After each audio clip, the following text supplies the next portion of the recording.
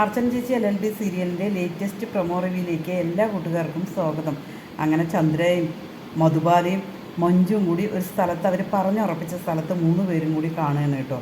അതിനുശേഷം മധുബാലയോട് ചന്ദ്ര കണ്ട കാര്യങ്ങളെല്ലാം പറയണം. അമ്പലത്തിൽ വെച്ചിട്ട് ഞാൻ അവരെ കണ്ടു, അവർ ഒരുപാട് എഴുകിയിട്ടാണ് അവർ പെരുമാറുന്നത്. ഒരിക്കലും അവർക്ക് നമ്മളെല്ലാം കരുതുന്ന പോലത്തെ ഒരു ബന്ധമുണ്ട് എന്നുള്ളത് ഉറപ്പായ കാര്യമാണ്.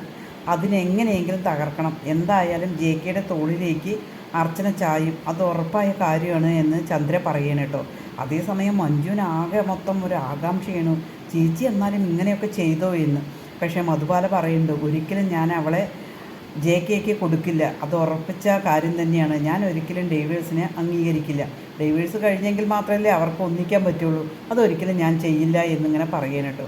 അതേസമയം ചന്ദ്ര പറയുന്നുണ്ട്, എങ്ങനെയെങ്കിലും അവളെ നമുക്ക് തോൽപ്പിക്കണം, അതിന് നമ്മൾ 3 പേരും ഒന്നിച്ച് തന്നെ നിൽക്കണം എന്നിങ്ങനെ പറയണം കേട്ടോ.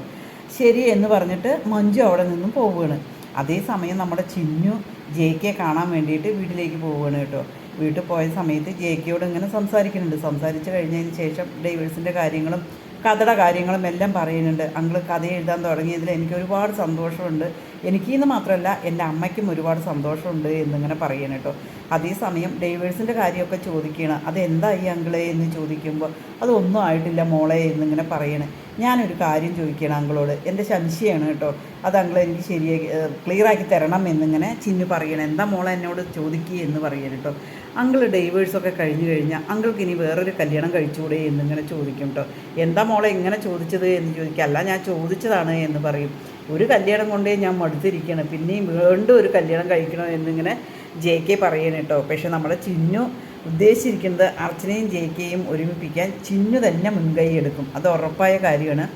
ഡൈവേഴ്സ് കിട്ടിക്കഴിഞ്ഞു കഴിഞ്ഞാൽ ചിന്നു തന്നെ മുൻകൈ എടുത്തിട്ട് JKയും അർച്ചനയും ഒന്നാവാനുള്ള സാധ്യതയാണ് നമുക്ക് കാണുന്നത്. ചാനലൊന്ന് സബ്സ്ക്രൈബ് ചെയ്ത് സപ്പോർട്ട് ചെയ്യുമോ?